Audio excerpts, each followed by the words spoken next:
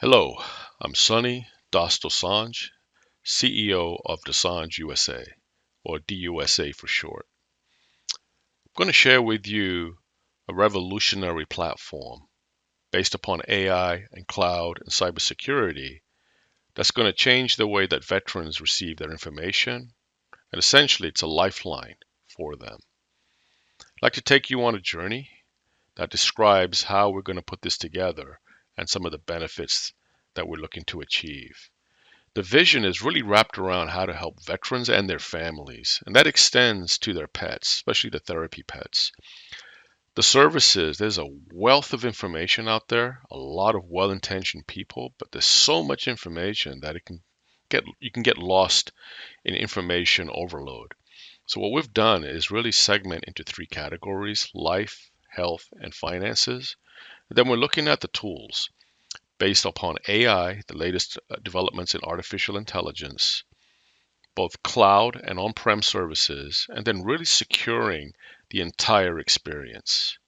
What allows me to be of service in this position is not only am I the co-founder and CEO of Dosanjh USA, a technology company based here in Silicon Valley, but I'm also humbled and honored to be the chaplain, captain of the honor guard, and service officer for the American Legion in our local community.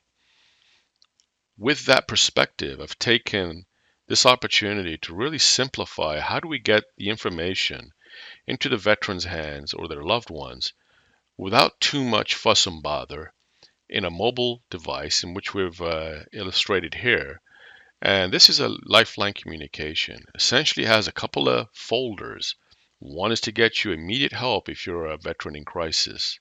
If you want other information regarding veteran services, we can obviously then, as I've shown in the middle um, phone there, you have different services from life, health, and financial. And if we dive down a little deeper to the far right, you'll see a little more detail around some of the benefits, whether it's GI Bill, VA loan, or some of the insurance and financial investment vehicles that we have.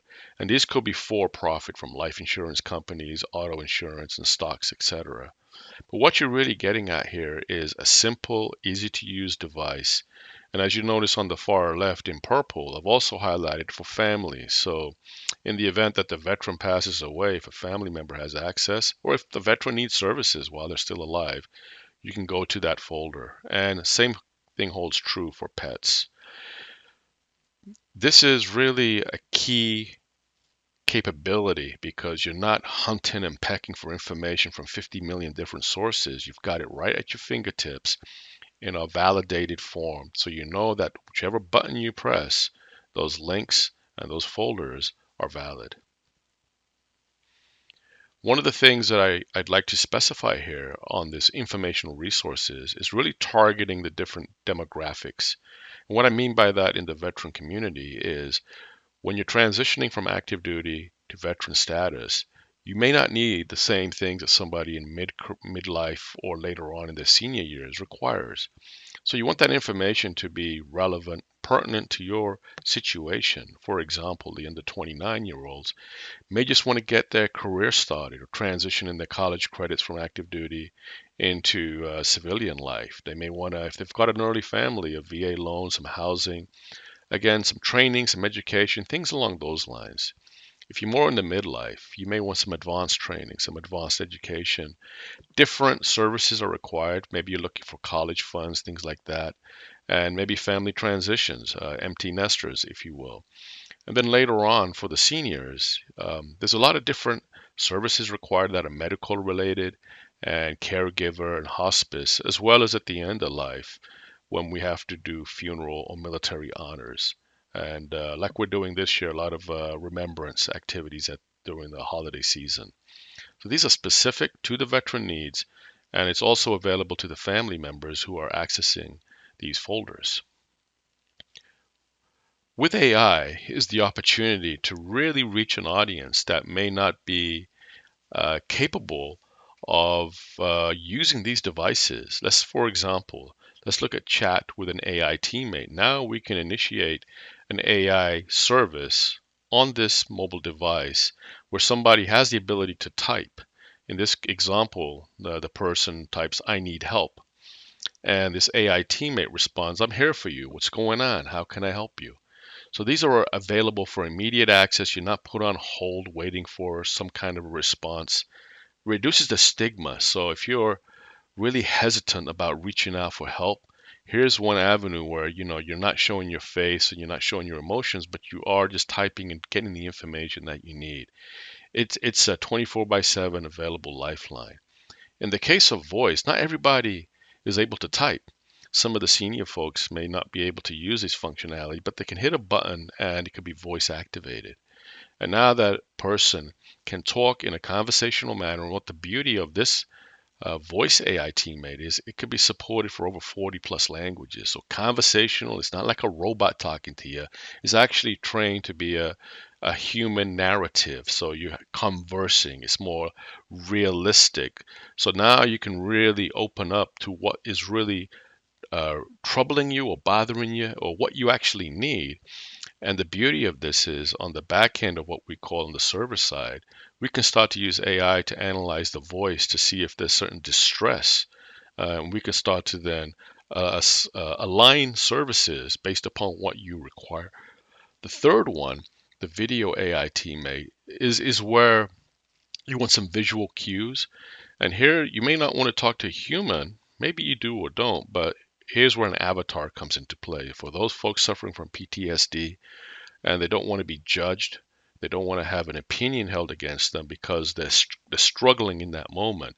And an avatar can be a lifeline there where they can start to talk to you about a guided meditation, relaxation techniques. And this opens up the door for virtual reality exposure therapy.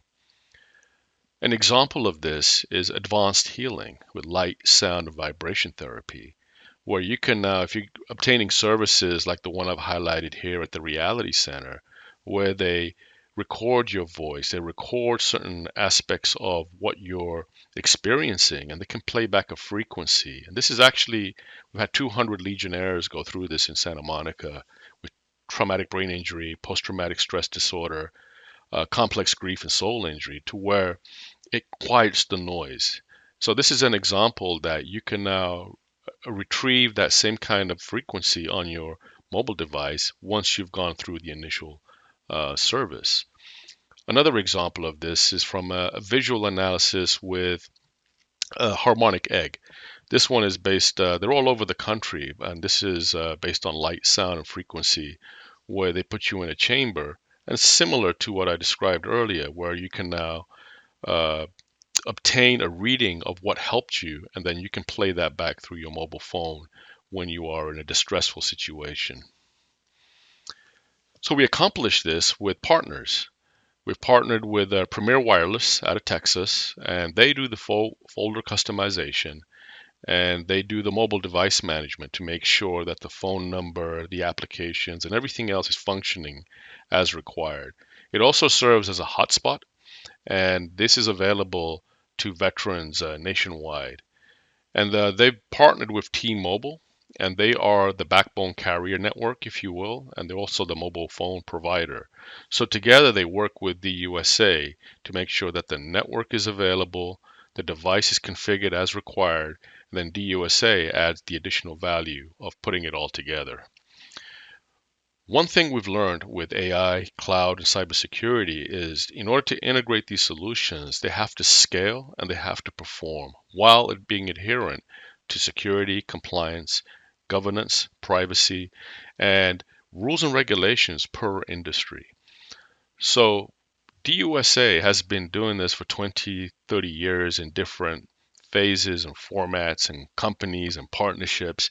And I'll share with you our takeaway of how we're approaching this. I'm going to use a therapy use case as an example to kick off the communication and technology strategy. You'll notice on the left, behavior recognition, the patterns, the enablement, what we're trying to heal and what we're trying to foster. This really gets you on the right track. So, okay, we've got the mobile device, we've got the therapy sessions, we're getting you from a chat, voice and video, extended realities. We're getting the information that you need, whether it's healthcare related or financial services related. You now have a path to obtain that. The enabling technology is where we put it all together. So what do I mean by that? So here's an example where I articulated before Premier Wireless, T-Mobile, and now you've got the DUSA cloud, which has the AI component embedded within. And the cloud allows you to connect devices, whether it's tablets, IoT devices, endpoints, anything even from a gaming standpoint, anything that can capture data at the endpoints, wearables, things of that nature, things that are embedded into a human, like a mesh. We can take the data and bring it into our cloud, where now we can process that data through various applications. The data itself, we can apply rules for. We can normalize it, we can enrich it, curate it, context it, put it into categories, whether it's a voice, video, text file, and we can do that transformation on it. The AI component is really where the learning comes in. As we train the large language models, we can do some human-based interactions with machine learning. And we can also make this automated and use agentic autonomous workflows whereby we train it, set it, and forget it. So it can actually answer things 24 by 7, 7 days a week, what we call orchestration automation.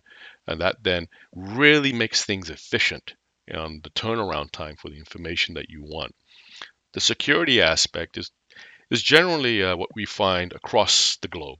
You want to make sure that the person accessing has the right credentials and the right permissions, that the data application network is secured end to end, and we also have the capability to introduce new encryption technologies like post-quantum cryptography.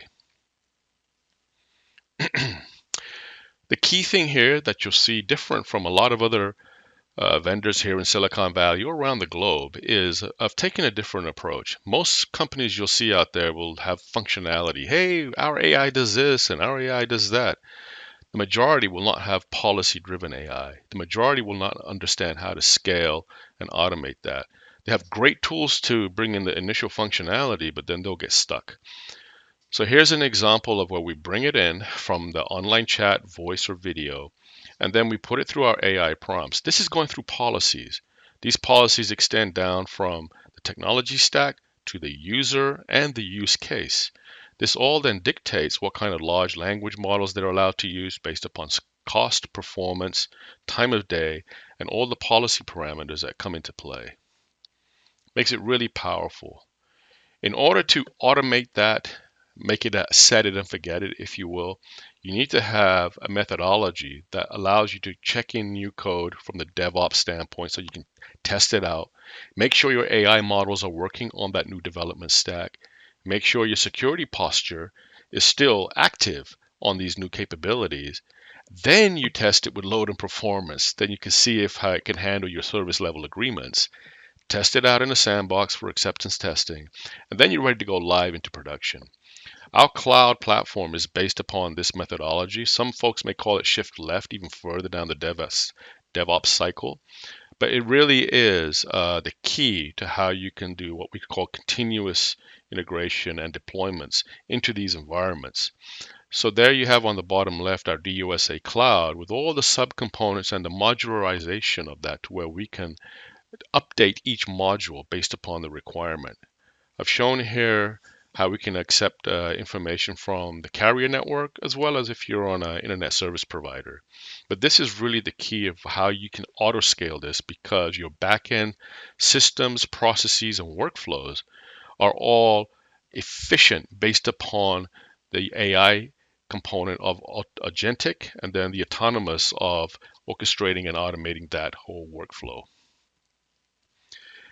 As you look at that whole workflow, the AI safety is front and center. You cannot turn a newspaper page without looking at the latest update around an AI safety ethics. And the society here has articulated several things which I've highlighted that we are looking at closely at the narrow AI, machine learning, deep learning, and the scaling laws. What these can apply to a policy, they can actually, if you don't have a policy in place, these are catastrophic if you don't address them, meaning you can have a lot of false data come into your system. We call that shadow AI.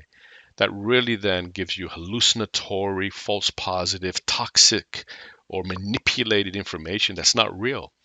So we have part of our large language policy manager are these checkboxes to say, okay, we've enriched it from the internet with all this data. Did we go through the policy rules? Are we verified it? Is anything copyrighted?